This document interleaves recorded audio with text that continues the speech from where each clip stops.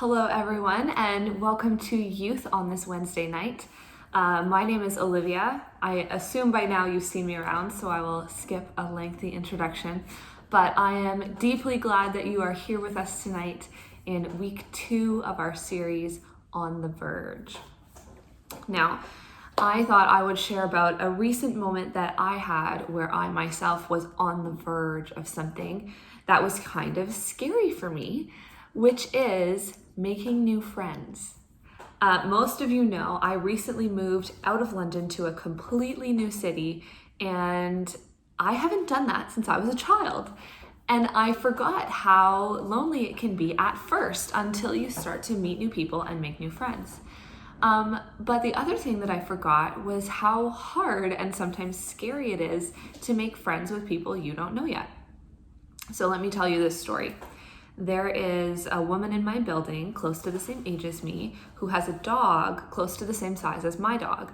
And we have passed each other in the hall and seen each other and kind of said hi, but nothing else really has ever come of it until the other day we ran into each other while we were out for a walk. And she said to me, it would be so fun if we took our dogs to the dog park together. And so we exchanged numbers and I thought, great, I will wait for her to text me and see how this plays out, because it is so much easier to say yes to somebody else than it is to go out and invite somebody else yourself. So I was just waiting, and then I was actually praying one morning and just kind of like, God, what do you want me to do? What do you want from me today?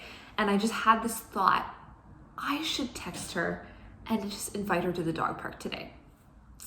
And I didn't want to because I was nervous, I was a little insecure, and I said to myself, that definitely wasn't God. I don't have to do every thought that pops into my head. I'm very busy today. I'm not gonna reach out. And I was kind of in this moment, I was on the verge. I had this decision to make. I could either take the plunge, text her, maybe start to build a friendship, or I could back away from the edge and say, I'm gonna play it safe. I'm gonna wait for her to text me. So I got my brave hat on, I went ahead and texted her, we went to the dog park, we had a wonderful time, and I came home feeling really encouraged about the beginnings of possibly a new friendship. But when I sat down to teach about this on the verge message, that was the first story that popped into my head, because I thought, wow, this was this moment where I too was on the verge and had a decision to make. So let us dive into the rest of the message today, talking about how the Israelites were on the verge. Last week, we studied a moment when the Israelites were on the verge of entering the promised land, but they had to step into the raging Jordan River first. That wasn't the first time the Israelites were on the verge of entering the promised land. A few decades before, the Israelites were there. They were about to enter. And to start, they sent 12 spies in to scout out, investigate, look at what the land had to offer. Now, today's passage is taking us back to that moment when the Israelites were on the verge, and it's going to drop us in right when the 12 spies are giving their report to Moses and the Israelites. To begin, we're going to read Numbers 13, verse 26 to 14, verse 10. They came back, this is the 12 spies, came back to Moses and Aaron and the whole Israelite community at Kadesh in the desert of Paran. There they reported to them and to the whole assembly and showed them the fruit of the land. They gave Moses this account. We went into the land to which you sent us, and it does flow with milk and honey. Here is its fruit. But the people who live there are powerful. The cities are fortified and very large. We even saw descendants of Anak there. The Amalekites live in the Negev. The Hittites, Jebusites, and Amorites live in the hill country, and the Canaanites live near the sea and along the Jordan. Then Caleb silenced the people before Moses and said, we should go up and take possession of the land, for we can certainly do it. But the men who had gone up with him said, we can't attack those people. They are stronger than we are. And they spread among the Israelites a bad report about the land they had explored. They said, the land we explored devours those living in it. All the people we saw there are of great size. We saw the Nephilim there, which are the descendants of Anak, which is a race of abnormally large people, as my study Bible says. We seemed like grasshoppers in our own eyes, and we looked the same to them. That night, all the members of the community raised their voices and wept aloud. All the Israelites grumbled against Moses and Aaron, and the whole assembly said to them, "If only we had died in Egypt or in this wilderness. Why is the Lord bringing us to this land only to let us fall by the sword? Our wives and children will be taken as plunder. Wouldn't it be better for us to go back to Egypt?" And they said to each other, "We should choose a leader and go back to Egypt." Then Moses and Aaron fell face down in front of the whole Israelite assembly gathered there. Joshua, son of Nun, and Caleb, son of Jephunneh, who were among those who had explored the land, tore their clothes and said to the entire Israelite assembly, "The land we passed through and explored is exceedingly good. If the Lord is pleased with us, he will lead us into that land, a land flowing with milk and honey, and will give it to us. Only do not rebel against the Lord, and do not be afraid of the people of the land, because we will devour them. Their protection is gone, but the Lord is with us. Do not be afraid of them." But the whole assembly talked about stoning them. Then the glory of the Lord appeared at the tent of meeting to all the Israelites. So in this passage, the 12 spies are realizing that they're on the verge of something so special. The land that the God has promised them is really good. It's flowing with milk, honey, fruit, all the things that make an area easy to inhabit. God's promise was even better than the Israelites had believed throughout their journey from Egypt, and even in their time as Egypt as well, where, remember, they were slaves. And now they're here in the Bible saying, "Let's go back to Egypt." What? The reason that they are having this catastrophic crisis of faith is because when they entered the promised land, there was this small difficulty of the giant people that already lived there. The promised land was not going to be easy to take over, and that really threw the Israelites off. God's promise for them was going to be more difficult than they expected. It wasn't going to be easy to possess the promise that God had given them. They would face a lot of exhausting battles before they could take over the promised land. All 12 of the spies realized that the land was good, just like God said, but only 2 of the spies, Joshua and Caleb, had faith that God would lead his people over the verge and to the promise that he had made them. Everybody else was kind of like, good land, promise God gave us, difficulty in between. Guess we can't pass that. And then Joshua and Caleb were the ones who said, God's faith will carry us through this difficulty to fulfill the promise that he has given us. But if the Lord is pleased with us, said Joshua and Caleb, he will lead us into that land. It is a land flowing with milk and honey, and he will give it to us.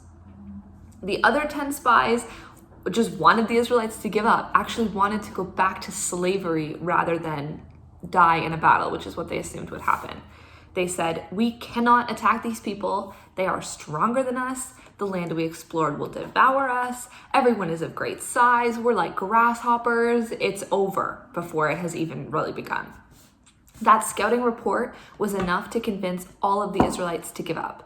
They began to complain and said it would have been better for them to be slaves. This is just like the passage we just read. No matter what Joshua and Caleb said, the people had already made their decision. Instead of following God into the promised land, they chose to give up. They were right there. They were on the verge of the promise, and they just walked it back from the edge. The task of possessing the land was too hard. It wasn't worth it. They weren't willing to step out in faith. And so when the Israelites reached the verge, they gave up. There are lots of different points in our lives where we go through tough stuff and feel like there is absolutely no light at the end of the tunnel, no way to go forward, and we want to give up. Something that I have been reflecting on a lot lately comes from my own life. Many of you know I have been trying to progress my writing career by continuing to write books and hopefully publish them. And I've talked about this actually in sermons before. About a year ago, I did a message about purpose, and I shared how I had received a huge rejection that made me doubt whether I could even do this as an author, doubt whether I was a good writer. It made me doubt everything. And the conclusion that I came to back then was that I was going to keep going. I was going to step out in faith. I was going to trust that God had a plan. And looking back, I can see this is another moment where I was on the verge, because so much of me wanted to give up, wanted to walk away. It is absolutely no fun getting rejection letters or being told that somebody doesn't really like your book or your work or whatever it is. And it would have been so easy for me to say, I am tired of hearing the answer no. I'm going to give up. I'm going to walk away and go somewhere else where I can hear the answer yes. But a year later, I was able to make a connection in the publishing industry that I have been waiting for a very long time. And I look back and I think to myself, I was so close to giving up, but God did have a plan that I had absolutely no way of understanding or seeing at the time. And if I had chosen to give up instead of just continuing to go forward, even though I didn't see a solution, I would have missed out on an amazing opportunity. And so I want to share this story as a way of encouraging you that if you're in a season of rejection, or you're hearing the answer no a lot, or you're thinking it isn't possible, I don't see a way for this to work, I would encourage you, when you find yourself on the verge, to not back off from the edge. Things don't often happen the way we expect. My own story didn't have an ending that I saw coming or would ever have anticipated. But if I had backed away from the verge, backed off, I would never have had an opportunity to see how it played out. So it's worth it to keep slugging through the tough stuff, trusting God, believing that He will make something good out of every situation, even if you don't understand how that's going to happen. Okay, I have shared my story with you. Now we're going to dive back to the Israelites. Why did the Israelites give up on the verge of the promised land? Think about that for a second. It's because they didn't trust that God and His promises are good. They heard that the land was everything God had promised and more. But when they heard that their job of possessing the land was going to involve more work and uncertainty than they expected, they gave up. While Joshua and Caleb expressed their faith in God, the rest of the Israelites thought God was leading them to their deaths, and they didn't trust Him. So the Israelites chose to give up, and as a result, they suffered enormous consequences. God forgave them for their lack of trust, but He also promised, or He determined, that not a single one of those initial Israelites would actually see the promised land that He had said He would give to them, except Joshua and Caleb. They were the only ones who would cross the verge into that land in the future. And as a result, the Israelites were left to wander for 40 years in the desert, not because God wanted to put them through this, but because they could not trust Him enough to step into the promise that He had already given them. This giving up was not a foreign concept to the Israelites. If you've been reading the Bible for any length of time, you'll know there is a common theme in the actions of God's people, specifically the Israelites, and that they give up a lot, which is understandable. We're human, we relate, we feel the same way. When they got to the verge of the land, instead of giving up, the Israelites should have tried to figure out what God was telling them, or they should have clung to the hope of the promise that He had already given them. Clinging to hope wasn't a foreign concept to the Israelites. All throughout their years of slavery in Egypt, God had been telling them that He would lead them to a promised land. And they left Egypt with that promise in mind. They started out through the desert, hoping that God would provide.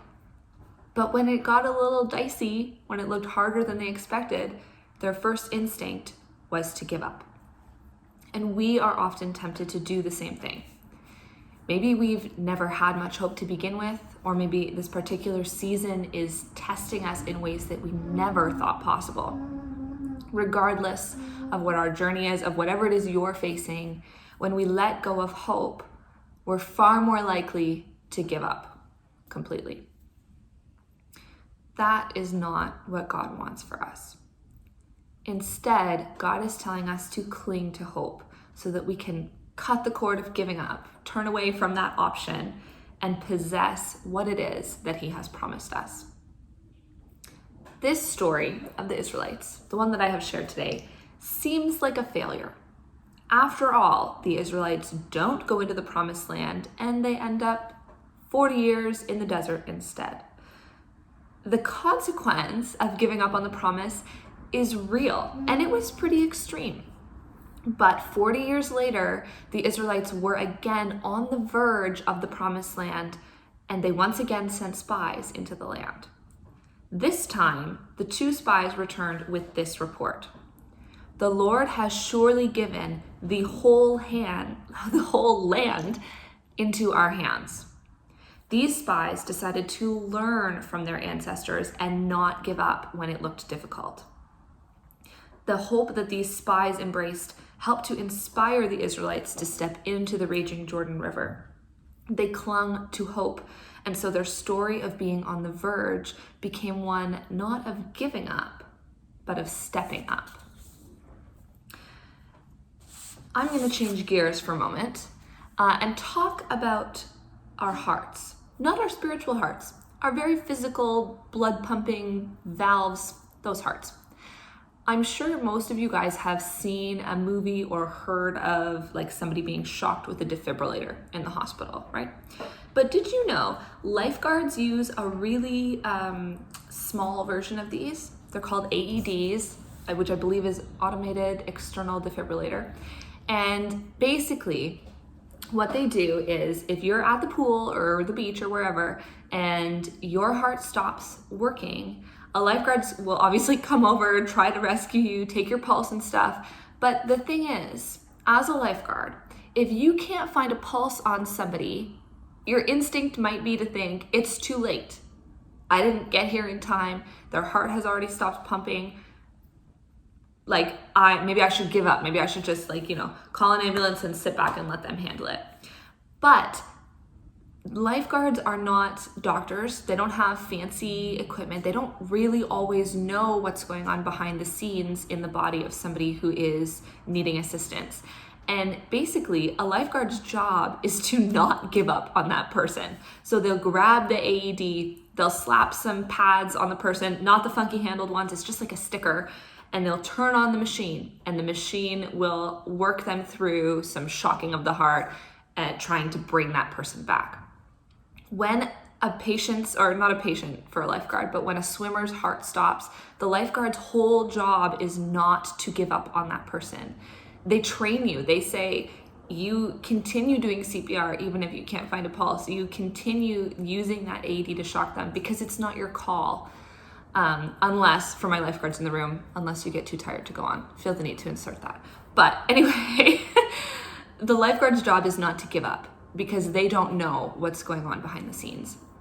So when you think about what it looks like for you to be on the verge, deciding whether or not to give up, maybe it would be helpful for you to think of a lifeguard with a little AED and just think, I don't know what's going on behind the scenes either. So I'm gonna slap those stickers on. I'm gonna do some CPR. I'm gonna hope and trust that the heart will get going again because it's not my call to make.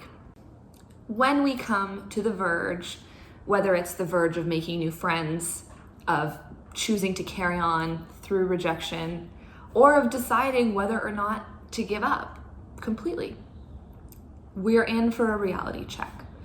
Crossing over the verge will probably not be comfortable. It won't be easy. Taking hold of the promises of God is not just something that automatically happens all the time. We will be tempted to give up. But instead of giving up, I promise you, we can trust God's heart. His promise is better than we ever imagined, and the challenges we face are worth the struggle. So don't give up. Instead, when it's time to leap, stop and listen to hear God speak. Hear him urge you to cling to hope.